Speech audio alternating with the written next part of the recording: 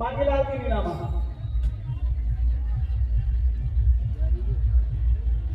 आज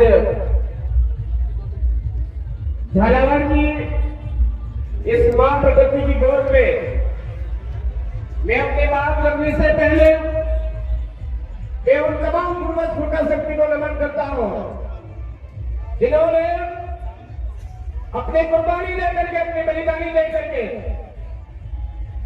हमको और हमारे बीच में आज जितने भी साथी बैठे हैं उनके वंश को बचाने के लिए आंदोलन लड़ाया करते हुए हमारे बीच में आज नहीं है, लेकिन हमारे लिए जमीन छोड़ करके गए, हमारे हक अधिकार छोड़ करके गए। साथ ही आज के इस कार्यक्रम में हम जिनको श्रद्धांजलि देने के लिए उपस्थित हुए उन तमाम शहीद बच्चों को मैं नमन करता हूं, जोहार करता हूं। वो आज अपनी बलिदानी दे करके गए और समुद्र को एक चादर पर बिठा करके गए हैं, देश की सच्ची आवाज को एक चादर पर बिठा करके चले गए हैं, हमारे बीच में रही, उनको मैं नमन करता हूं। साथ ही आज इस कार्यक्रम में अपने दिल के अंदर सच्चाई का जज्बा रखने वाले उन तमाम नागरिकों को खूब खूब जोहार करता हूं कि आपने अपना अमूल्य समय निकाल करके इस न्याय महापंचायत में भाग लिया। साथियों, हम सबको थोड़ा सा यह अवगत होना चाहिए कि राजस्थान में जिस दिन से ये डबल इंजन सरकार करके पार्टी की सरकार बनी उस दिन से राजस्थान में सारे काम उल्टे ही होते जा रहे हैं। सभी वर्ग परेशान है।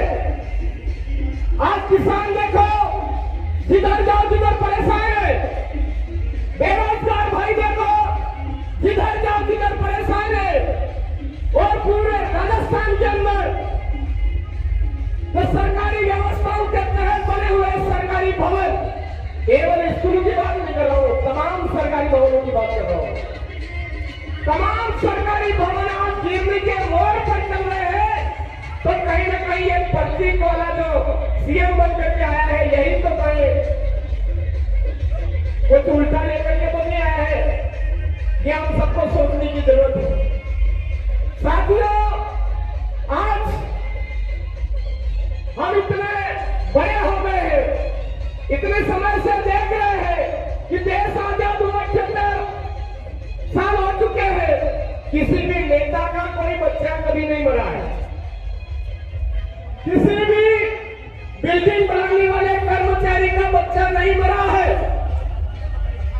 बिल्डिंग बनाने के लिए बजट आवंटित करने वाले का बच्चा नहीं मरा है, क्योंकि इस देश के अंदर ऐसी व्यवस्थाएं बना दी है। जो पूर्वज के जिन्होंने देश आजाद किया, बलिदानियां दी, उनका सपना यह नहीं था, उनका सपना था कि हमारी आने वाली पीढ़ियां इन गहरे अंग्रेजों से आजाद होकर के चैन की सांस ले, उनको अच्छी शिक्षा मिले, अच्छा स्वास्थ्य मिले, अच्छी सड़कें अवेलेबल हो, सारी चीजें सुख सुविधा वाले अवेलेबल हो, यह सोच करके उन्होंने बलिदानियां दी थी। लेकिन आज की तारीख में देखिए स्मार्ट मीटर की योजनाएं चलाई जा रही है। स्मार्ट मीटर की योजना किसके लिए चलाई जा रही है? और पूंजीपति कानूनों के लिए जो इस देश से नहीं है, बाहर से आकर के इस भारत देश की जमीन को छीनने के लिए, भारत देश की जमीन को हड़पने के लिए, भारत देश के मूल मालिकों को खत्म करने की सोच रखते हैं, उनके लिए वो स्मार्ट योजनाएं चलाई जा रही है। अरे आप चाहते हो इस भारत देश को आगे बढ़ाना, विश्व गुरु के रूप में देखना चाहते हो, तो ये जितनी भी शिक्षा व्यवस्था है, इस शिक्षा व्यवस्था को बदलिए। जब प्राइवेट और सरकारी ये भेद खत्म करिए। एक प्राइम मिनिस्टर का जो बच्चा, उसके बच्चे ही क्या होगा, गलत बोल दिया हालांकि, लेकिन एक प्राइम मिनिस्टर का बच्चा जो किताब पढ़ता है वो हमारे गांव का गरीब का बच्चा भी वही किताब पढ़े, तब जाकर के हम माने का आप में क्या समानता लेकर के आ रहे हो। आज की डेट में एक सीएम का बच्चा, आज की डेट में मंत्री का बेटा जो किताबें पढ़ रहा है वो यहाँ पर गरीब का बच्चा पढ़ना चाहिए, लेकिन कर क्या रखा है? टूटे जर्जर भवन हमारे जनता को दे रखे हैं सरकारी विद्यालयों के नाम पर, सरकारी ऑफिसों के नाम पर। आपके यहाँ पर हम सरकारी विद्यालय गिरा और दो बच्चे शहीद हुए। हमारे पीपलखुर्द के अंदर एक वन विभाग का भवन बना हुआ था, वहां पर बारिश आई, बच्चे जाकर के वहां खड़े हुए, छत गिरी और बच्चे दोनों के दोनों दफ्तर के भाई पूरे हाथ से भर गए। वो खबर उजागर नहीं होनी थी तो बुरे हाथ भरोगे। एक हमारे जो ट्राइबल मिनिस्टर है राजस्थान के, वहां पर छत गिरी और बच्चे खत्म हो गए, ऐसा वो भी उजागर नहीं होने दे रहे हैं।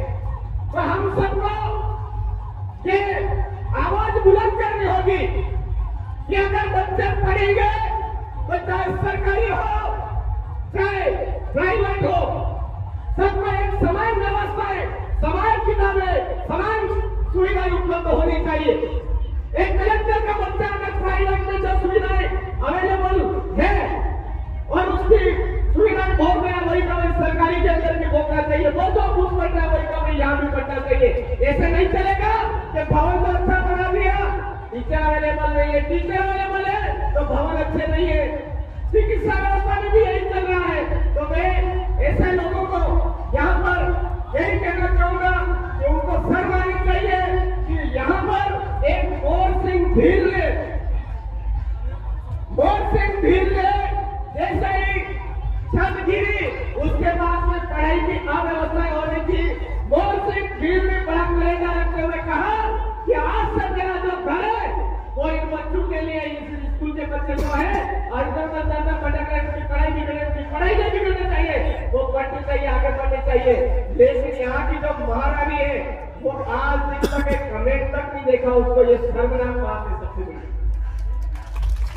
करना चाहिए मोर सिंह भील जी जिन्होंने अपना घर, दूसरे भी घर बच्चों की पढ़ाई को आगे व्यवस्थित करने के लिए दिया।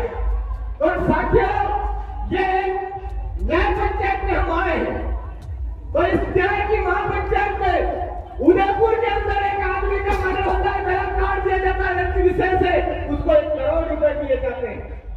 तो यहाँ पर सरकार ने हत्या की है, वहां पर व्यक्ति ने हत्या की थी, यहाँ पर सरकार ने हत्या की है। 1 करोड़ में 10 करोड़ को भी कम पड़ता है, 1 करोड़ में 10 करोड़ को भी कम पड़ता है हमारे बच्चों के लिए। हत्यारी सरकार है ये, बिल्डिंग आपकी है तो आप हत्यारे हुए। आप एक विमान से कोटिपति लोग दुर्घटना के शिकार होते हैं, वहां पर करोड़ रुपए दे रहे हो, तो यहाँ पर इन बच्चों के साथ में न्याय क्यों नहीं? क्योंकि ये देश के मूल मालिक का बच्चा है, इसलिए वो अन्याय कर रहे हैं मेरे साथ। तो देश के मूल मालिक को किसानों जवानों जागिए, उठिए। ये तो लोकतंत्र की व्यवस्थाएं जो स्थापित करने में आज डबल इंजन करके पूरे देश को बेवकूफ बना रहे हैं, पूरे देश को गुमराह कर रहे हैं, धर्म की बुद्धि पिला रहे हैं।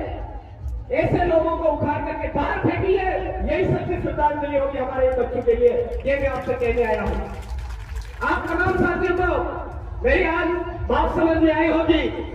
मैं आपसे यही कहना चाहूंगा कि अपना हौसला कमजोर नहीं करें, इन बच्चों को न्याय दिलवा करके रहेंगे, ये सोच के साथ में आप आगे बढ़े और हमारा जनजागरण है, संवैधानिक जागरण जारी रखे, पूर्वजों का जो जागरण है उसको जारी रखे।